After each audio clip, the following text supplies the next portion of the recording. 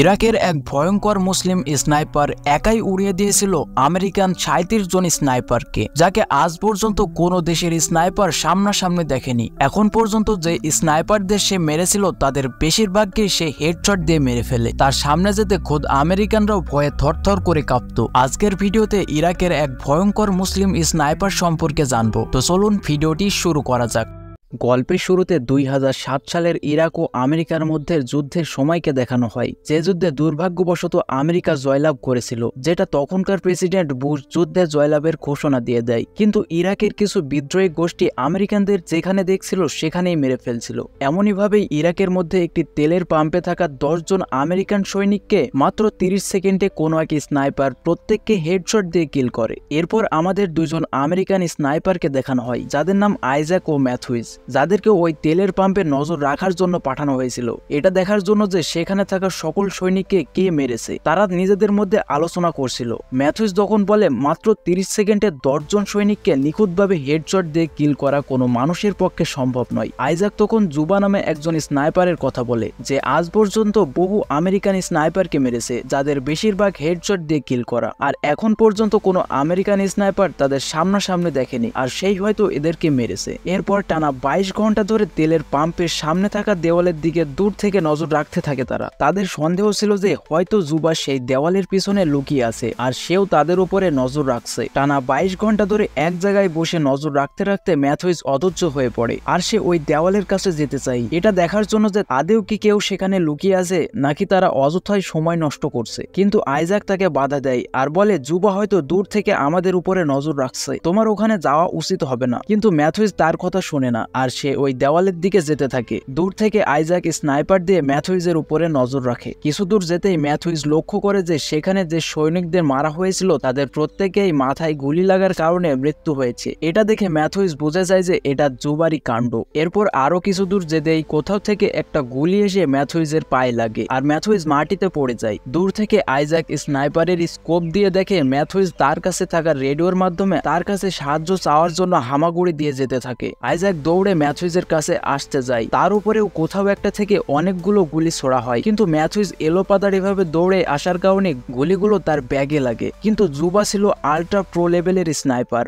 অবশেষে একটি গুলি এসে আইজাকের পায়ে এসে লাগে। আইজাকও মাটিতে লুটিয়ে পড়ে। তখন চারিদিকে ধুলাবালিতে ভরে যায়। এই সুযোগে ম্যাথুইজ উঠে সেই দেওয়ালের পেছনে চলে যায়, কিন্তু ম্যাথুইজ সেখানেই পড়ে থাকে। এরপর তারা দুজনে রেডিওতে কমিউনিকেশন করে। ম্যাথুইজ আইজাককে বলে রেডিওর মাধ্যমে হেডকোয়ার্টারে সাহায্য চাইতে। আইজাক তখন লক্ষ্য করে তার রেডিওতে গুলি লাগার কারণে সে সেই রেডিও দিয়ে খুব একটা দূরে যোগাযোগ করতে পারবে না, আর এখন তারা হেডকোয়ার্টার থেকে বিচ্ছিন্ন হয়ে গেছে। আসলে জুবার যে গুলিটা ম্যাথুইজের ব্যাগে লেগেছিল সেই গুলিটা ব্যাগের ভিতরে রেডিওতে গিয়ে লাগে, যার ফলে রেডিওটি নষ্ট হয়ে যায়। অন্যদিকে ম্যাথুইজ জুবাকে মারার জন্য উঠে দাঁড়ানোর চেষ্টা করে, কিন্তু তারা জুবার কোন লোকেশন জানতো না, যে সে কোথা থেকে গুলি চালাচ্ছে। এরপর আইজাক তার কাছে থাকা স্কোপ দিয়ে দেওয়ালের একটি ইট সরিয়ে দেওয়ালের ফাঁক দিয়ে লুকিয়ে দেখার চেষ্টা করে যে আসলে জুবা কোন লোকেশন থেকে গুলি চালাচ্ছে, কিন্তু সে আশেপাশে কিছুই দেখতে পায় না। কিছুক্ষণ পর যখন সে ম্যাথুইজকে ডাকে তখন সেখান থেকে কোনো উত্তর আসে না। আইজাক বুঝে যায় যে ম্যাথুইজ হয়তো এতক্ষণে মারা গেছে। এরপর আইজাক তার পায়ে লাগা গুলিটা বের করে আর ক্ষতস্থানটি ভালোভাবে ব্যান্ডেজ করে নেয়। এরপর কিছু সময় নিস্তব্ধতার সাথে কেটে যায়, আর হঠাৎ রেডিওতে কারো একটা গলার আওয়াজ শোনা যায়। রেডিওর ওপাশ থেকে বলা হয়, আমার নাম ক্যাপ্টেন R6, আমি আমেরিকান হেডকোয়ার্টার থেকে বলছি। আইজাক হেডকোয়ার্টারের কথা শুনে তাদের কাছে সাহায্য চাই, আর বলে আমাদের মধ্যে একজন মারা গেছে, আর আমি ভয়াবহ স্নাইপারের থেকে বেঁচে একটি দেওয়ালের পিছনে লুকিয়ে আছি। তখন রেডিওর ওপাশ থেকে বলা হয় যে আমাদের তোমার লোকেশন জানার জন্য হাওয়ায় একটি গুলি ছোড়ো। একথা শুনে আইজাকের অবাক লাগে, কারণ সে যদি গুলি ছোড়ে তাহলে জুবা তার এক্সাক্ট লোকেশন জেনে যাবে। আইজাক জুবার ভুলভাল ইংরেজি শুনে বুঝে যায় যে সে কোনো আমেরিকান হেডকোয়ার্টার থেকে নয়, বরং অন্য কেউ। তখন হঠাৎ আবারও রেডিওর ওপাশ থেকে বলা হয়, এতক্ষণ ধরে তুমি যার ভয়ে দেওয়ালের পিছনে লুকিয়ে আসো আমি সেই জুবা, আর আমি চাইলে তোমাকে অনেক আগেই মেরে ফেলতে পারতাম, কিন্তু আমি তোমাকে এত সহজে মারবো না। জুবা আরো বলে, তুমি যে দেওয়ালের মধ্যে স্কোপ লাগিয়ে আমাকে খোঁজার চেষ্টা করছো সেটাও আমি দেখতে পারছি। এরপর জুবা আইজাকের পরিবার, ফ্রেন্ড ইত্যাদি সম্পর্কে জানতে চাই।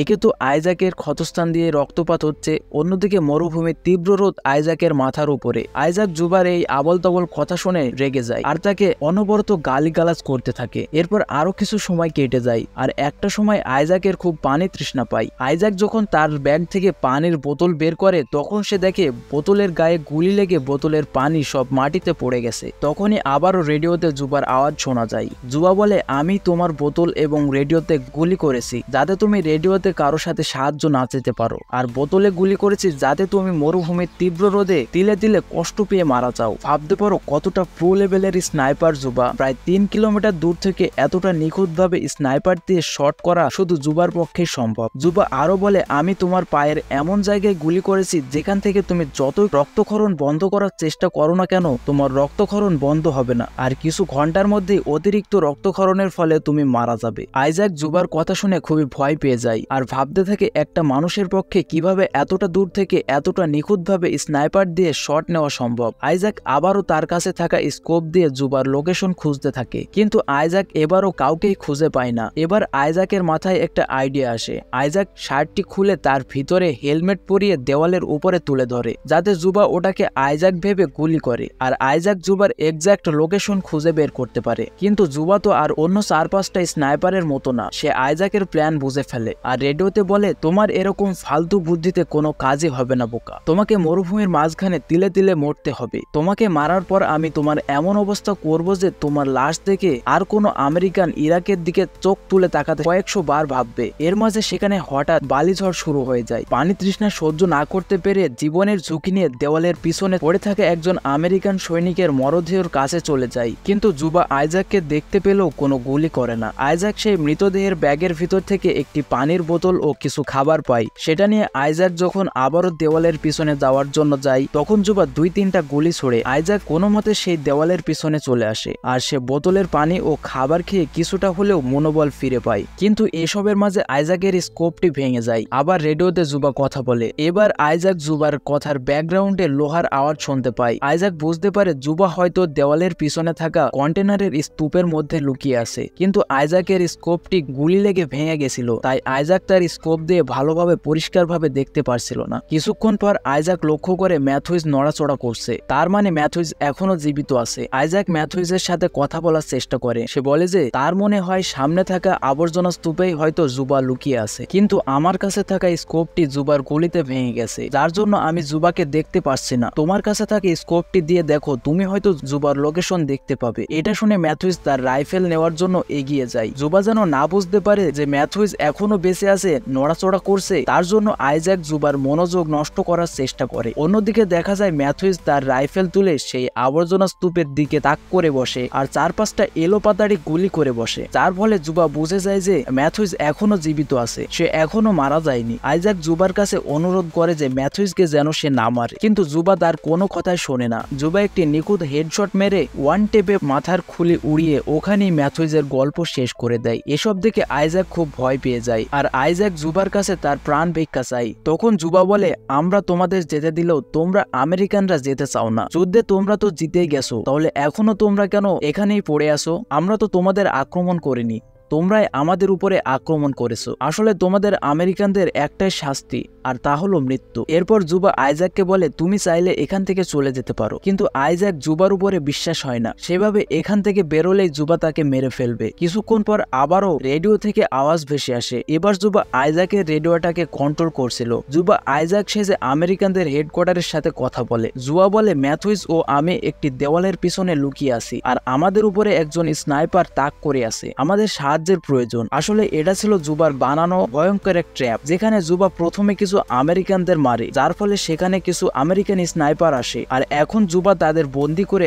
আরো আমেরিকানদের এই মরণ ফাঁদে ডেকে আনার প্ল্যান বানায়। এটা আইজাক বুঝতে পারে, কিন্তু আইজাকের কিছুই করার ছিল না। এরপর হতাশাগ্রস্ত হয়ে আইজাক ঘুমিয়ে পড়ে। কিছুক্ষণ পর যখন তার ঘুম ভাঙে, সে দেখে দূরে একটি হেলিকপ্টার তার দিকেই এগিয়ে আসছে। আসলে ওটাই ছিল আমেরিকান হেলিকপ্টার, যেটা আইজাককে উদ্ধার করার জন্য পাঠানো হয়েছে। কিন্তু আইজাক জানে যে এটা তো ছিল জুবার একটি ট্র্যাপ, তাই শেষবারের মতো আইজাক উঠে দাঁড়ায় আর তার সামনে থাকা দেওয়ালটি ভেঙে ফেলে, যার ফলে সেখানে ধুলাবালিতে পড়ে যায়। এই সুযোগে আইজাক জুবার দিকে 4-5টা এলোপাতাড়ি ফায়ার করে, কিন্তু জুবার দিক থেকে কোনো ফায়ার আসে না, যার ফলে ম্যাথুইস ভাবে যে হয়তো অবশেষে সে জুবাকে মেরে ফেলেছে। এরপর হেলিকপ্টার এসে জুবাকে উদ্ধার করে নিয়ে যায়। কি ভাবছেন গল্প এখানেই শেষ? দাঁড়ান, গল্পের আসল টুইস্ট তো এখন শুরু হবে। আইজাককে নিয়ে যখন আমেরিকানদের হেলিকপ্টার আকাশে উঠে যায়, তখনই হঠাৎ হেলিকপ্টারের দিকে কেউ একজন এলোপাতাড়ি গুলি ছোড়ে। আসলে সেই গুলি আর কেউ নয়, জুবাই ছোড়েছিল। জুবা এখনো বেঁচে আছে। আসলে তার কিছুই হয়নি, সে তখন ইচ্ছে করে ফায়ারিং বন্ধ করে দেয়, যাতে